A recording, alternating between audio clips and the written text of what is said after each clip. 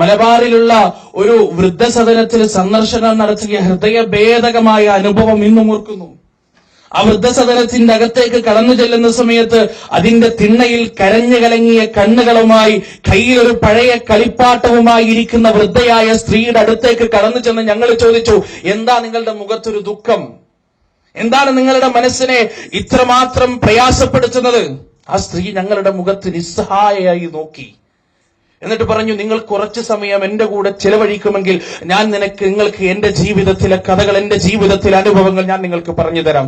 ഞങ്ങൾ പറഞ്ഞു, ഞങ്ങൾക്ക് സന്തോഷമാണ് ഉമ്മ, ഞങ്ങൾക്ക് സന്തോഷമാണ്, ഞങ്ങൾ ഇവിടെ ഇരിക്കാം.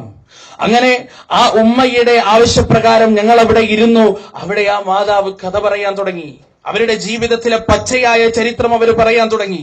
17 വയസ്സ് 18 വയസ്സായപ്പോ നല്ല ഒരുത്തന്റെ, അത്യാവശ്യം സ്റ്റാൻഡേർഡും അന്തസ്സുമുള്ള ഒരുത്തന്റെ കയ്യിലേക്ക് എന്റെ ഉമ്മയും ഉപ്പയും എന്നെ പിടിച്ചേൽപ്പിച്ചു. വളരെ ആഹ്ലാദകരമായ സന്തോഷകരമായ ഒരു ജീവിതം ഞാനും അയാളും ഒത്തു കഴിഞ്ഞുപോയി. പക്ഷേ ഒരു കുട്ടി പിറന്നതോടുകൂടി ഒരു ആക്സിഡന്റിൽ എന്റെ ഭർത്താവ് മരിച്ചു. പക്ഷേ എന്റെ പൊന്നുമോന്റെ സംരക്ഷണം മറ്റൊരുത്തന്റെ കയ്യിലേക്ക് വിട്ടുകൊടുക്കാൻ എന്റെ മനസ്സ് അനുവദിച്ചില്ല.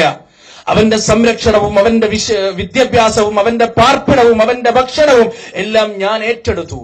അത് ഞാൻ നിർവഹിച്ചത് അയൽ വീട്ടിലെ എച്ചിൽ പാത്രങ്ങൾ കഴുകിയിട്ടായിരുന്നു. ആ എച്ചിൽ പാത്രങ്ങൾ കഴുകാൻ വേണ്ടി എന്റെ കയ്യിലേക്ക് തരുന്ന സമയത്ത് അതിൽ ബാക്കിയായ ഭക്ഷണത്തിന്റെ അവശിഷ്ടങ്ങൾ പല സന്ദർഭങ്ങളിലും ഞാൻ കഴിച്ചിട്ടുണ്ട്. അത് കഴിച്ച് വിഷപ്പടയ്ക്കേണ്ട അവസ്ഥ എനിക്കുണ്ടാക്കിയിട്ടുണ്ട്. പക്ഷേ ആ സമയത്ത് എച്ചിലുകൾ കഴുകുമ്പോഴും എച്ചിലുകൾ ഭക്ഷിക്കുന്ന സമയത്തും എന്റെ മനസ്സിന്റെ അകത്ത് എന്റെ മകൻ വളർന്ന് വലുതായി നല്ല ഒരു ഉദ്യോഗത്തിലിരിക്കുന്ന സുന്ദരമായ സ്വപ്നമുണ്ടായിരുന്നു. അതുകൊണ്ട് തന്നെ ആ എച്ചിൽ പാത്രങ്ങൾ കഴുകൽ എനിക്കൊരു ദുരന്തമായോ ദുരിതമായോ തോന്നിയിട്ടില്ല എന്ന് മാതാവ് പറഞ്ഞു. അങ്ങനെ എന്റെ മകൻ വളർന്നു വലുതായി. അവന് പ്രവാസ ലോകത്ത് ഗൾഫ് രാജ്യത്ത് നല്ല ഒരു ജോലി ലഭിച്ചു. ആ ജോലി ലഭിച്ചതോടുകൂടി അവന് ഞാനുമായുള്ള അറ്റാച്ച്മെന്റ് കുറഞ്ഞു. എന്നോടുള്ള അവന്റെ അഭിസംബോധന ശൈലി തന്നെ കുറഞ്ഞു. അവൻ എന്നെ വിളിക്കുന്ന രീതി മാറി. ഉമ്മ ഉമ്മ ഉമ്മ എന്ന് 5 മിനിറ്റുള്ള സംഭാഷണത്തിൽ 10 തവണ വിളിക്കുന്ന അവന്റെ നാവിൽ നിന്ന് നിങ്ങൾ നിങ്ങൾ നിങ്ങൾ എന്ന പദം ആവർത്തിച്ച് വരാൻ തുടങ്ങി. കണ്ണുനീരോടുകൂടിയാണ് ആ ഉമ്മ പറയുന്നത്. ഒരു ദിവസം എന്റെ മകൻ നാട്ടിൽ വന്നാൽ ആദ്യം എന്റെ അടുത്ത് പോകാതെ അവന്റെ ഭാര്യയുടെ അടുത്ത് പോകുന്ന ഒരു സ്വഭാവം ഉണ്ടാകാൻ തുടങ്ങി. പക്ഷേ ഒരു ദിവസം എന്റെ മകൻ അവന്റെ ഭാര്യയും കൂട്ടി എന്റെ അടുത്ത് വന്നു. എന്നിട്ട് പറഞ്ഞു, ഉമ്മ നമുക്കൊരു സ്ഥലം വരെ പോകണം, കുറച്ച് സാധനങ്ങൾ വാങ്ങിക്കാനുണ്ട്, നമുക്കൊരു സ്ഥലം വരെ പോകണം. എനിക്ക് വളരെ സന്തോഷമായിരുന്നു അവന്റെ കൂടെ യാത്ര ചെയ്യുക എന്നുള്ളത്. ഞാൻ അവന്റെ കൂടെ ഇറങ്ങി. കാറിന്റെ അടുത്തെത്തിയപ്പോ അവൻ എന്നോട് പറഞ്ഞു, ഉമ്മ മുന്നിലിരിക്കണം. ഒരു ഉമ്മ ഓർത്തു വെക്കുന്ന കാര്യങ്ങളൊന്ന് നോക്ക്. എന്റെ മകൻ എന്റെ കാറിന്റെ മുൻസീറ്റിൽ ഇരുത്തി. എന്നിട്ട് ഞങ്ങളുടെ നാട്ടിൽ അറിയപ്പെട്ട ഒരു മാളിലേക്ക് ചെന്നു. അവിടെ അവൻ എന്നോട് പറഞ്ഞു, ഉമ്മ നിങ്ങൾക്ക് വേണ്ടതെടുക്കാം, ഇഷ്ടപ്പെട്ടതെടുക്കാം, ഇതെന്റെ വകയാണ്, ഉമ്മന്റെ മോന്റെ വകയാണ്, എന്തും എടുക്കാം, എനിക്കൊന്നും വേണ്ടായിരുന്നു. പക്ഷേ അവന്റെ സ്നേഹസാന്ദ്രമായ ആ ഓഫർ തള്ളിക്കളയാൻ എന്റെ മനസ്സ് അനുവദിച്ചില്ല. ഞാൻ എനിക്ക് വേണ്ടാത്തതൊക്കെ ഒരുപാട് എടുത്തു. അങ്ങനെ ഞങ്ങൾ വീട്ടിലേക്ക് തിരിച്ചെത്തി. അവനും അവന്റെ ഭാര്യയും മടങ്ങിപ്പോയി. പിറ്റേ ദിവസവും എന്റെ മകൻ വന്നു. എന്റെ മനസ്സിൽ ഒരുപാട് ആഗ്രഹങ്ങളും പ്രത്യാശകളും പൊട്ടിമുളക്കാൻ തുടങ്ങി. നഷ്ടപ്പെട്ടു പോയെന്ന് ഞാൻ വിചാരിച്ച പല കാര്യങ്ങളും തിരിച്ചു കിട്ടുന്നത് പോലെ എനിക്ക് തോന്നാൻ തുടങ്ങി. എന്റെ ഭർത്താവിന്റെ ഗതകാല ജീവിതത്തിന്റെ സ്മരണകൾ എന്റെ മനസ്സിലേക്ക് തികട്ടി വരാൻ തുടങ്ങി. ഞാൻ ഒരിക്കലും ലഭിക്കില്ല എന്ന് വിചാരിച്ച എന്റെ ജീവിതത്തിന്റെ പല സന്തോഷകരമായ മുഹൂർത്തങ്ങളും എനിക്ക് ലഭിക്കാൻ തുടങ്ങി എന്ന് ഞാൻ വിചാരിക്കാൻ തുടങ്ങി.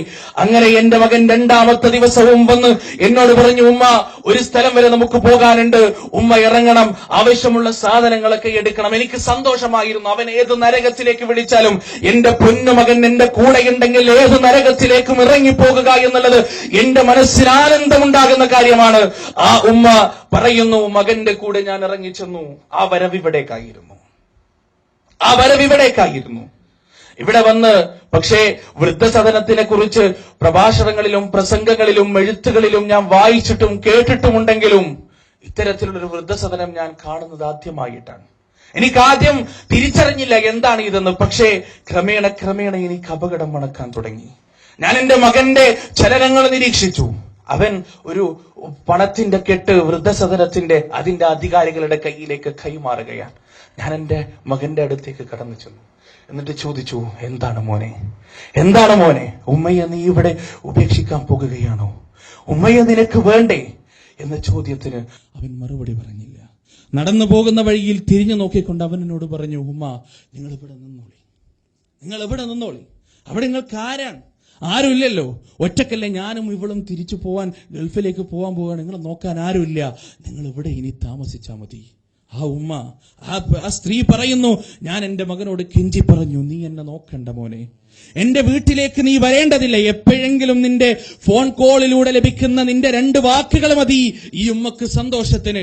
വാപ്പയുടെ ഗതകാല ജീവിതത്തിന്റെ സ്മരണകൾ തങ്ങി നിൽക്കുന്ന ആ വീടിന്റെ 4 മതിൽക്കെട്ടുകൾക്കുള്ളിൽ അന്ത്യശ്വാസം വലിക്കാനാണ് ഞാൻ ആഗ്രഹിക്കുന്നത്. അതുകൊണ്ട് പൊന്നുമോനെ, നീ എന്നെ ഇവിടെ ഉപേക്ഷിക്കരുത്. അഭിനയിക്കുന്ന സ്നേഹം മാത്രമുള്ള വൃദ്ധസദനത്തിന്റെ കച്ചവട കേന്ദ്രത്തിൽ നീ ഉമ്മയെ ഉപേക്ഷിക്കരുത് എന്ന് കെഞ്ചലുകൾക്ക് കാതു നൽകാതെ എന്റെ പൊന്നുമകൻ അവന്റെ ഭാര്യയുടെ കൈകോർത്ത് പിടിച്ചുകൊണ്ട് ഈ ഗേറ്റ് കടന്നു പോകുന്നത് ഇന്നും എന്റെ മനസ്സിൽ, ആ ഗേറ്റ് കടന്നു പോകുന്ന ചിത്രം ഇന്നും എന്റെ മനസ്സിൽ മായാതെ കിടക്കുന്നു എന്ന് പറഞ്ഞ് ആ ഉമ്മ പൊട്ടിക്കരഞ്ഞു. കവിൾത്തടങ്ങളിലൂടെ ധാരധാരയായി ഒഴുകുന്ന കണ്ണുനീരിന്റെ തുള്ളികൾ തുടച്ചു കൊടുക്കാൻ ഞങ്ങൾക്ക് സാധിച്ചില്ല. എനിക്കൊരു കാര്യം ഉറപ്പായിരുന്നു, ഇല്ല, ലോകത്ത് എത്ര വലിയ കവി വന്നാലും, ലോകത്ത് എത്ര വലിയ പ്രാസംഗികൻ വന്നാലും, ലോകത്ത് എത്ര വലിയ തത്വശാസ്ത്രജ്ഞൻ വന്നാലും, ലോകത്ത് എത്ര വലിയ ബുദ്ധിജീവി വന്നാലും, ആ ഉമ്മയുടെ കണ്ണിൽ നിന്നൊഴുകുന്ന കണ്ണുനീരിന്റെ കാരണക്കാരനായ മകന്റെ ചെയ്തികൾ കൊണ്ട് ഹൃദയത്തിലുണ്ടായ മുറിവുകൾ മായ്ക്കാൻ സാധ്യമല്ല. കാരണം 10 മാസം ഗർഭം ചുമന്ന് നൊന്ത് പ്രസവിച്ച മകന്റെ കയ്യിൽ നിന്നാണ് ആ ഉമ്മക്ക് ഇത് കിട്ടിയത്. അയാളൊരു പ്രവാസിയാണ്. പ്രവാസ ലോകത്ത് പലപ്പോഴും നാം നാട്ടിലേക്ക് വിളിക്കുന്ന സമയത്ത് ഭാര്യയുമായി മാത്രം സംസാരിച്ച് ഉമ്മയെ ഒരു തവണ ചോദിക്കുക പോലും ചെയ്യാതെ ഫോൺ കട്ട് ചെയ്യുമ്പോൾ ആ ഉമ്മയുടെ ഹൃദയത്തിന്റെ അകത്തുണ്ടാകുന്ന വേദനയെക്കുറിച്ച് ജീവിതത്തിൽ എപ്പോഴെങ്കിലും ആലോചിച്ചിട്ടുണ്ടോ?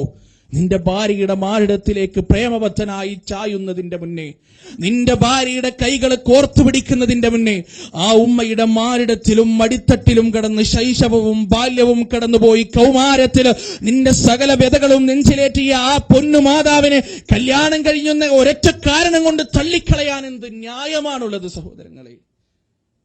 ഞാൻ പറയുന്നത് ശരിയാണ്.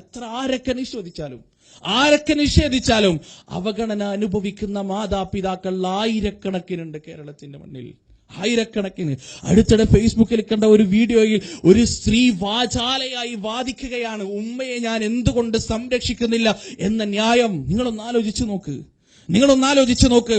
അതുപോലെ തന്നെ പ്രവാചകൻ സല്ലല്ലാഹു അലൈഹി വസല്ലമ കുടുംബ ബന്ധത്തിൽ 2ാമത്തെ സ്ഥാനം നൽകാൻ കൽപ്പിക്കപ്പെട്ട ആളാണ് പിതാവ്. എത്ര ആള് പിതാവിനോട് ബാധ്യത പുലർത്തുന്നുണ്ട്? പ്രവാസ ലോകമൊന്നും തുടങ്ങേണ്ട ആവശ്യമില്ല. പഠിച്ച് അത്യാവശ്യം ഒരു സ്റ്റാറ്റസിൽ എത്തിക്കഴിഞ്ഞാൽ നമുക്ക് പിതാവിനോടുള്ള സമീപനം എന്താണ്?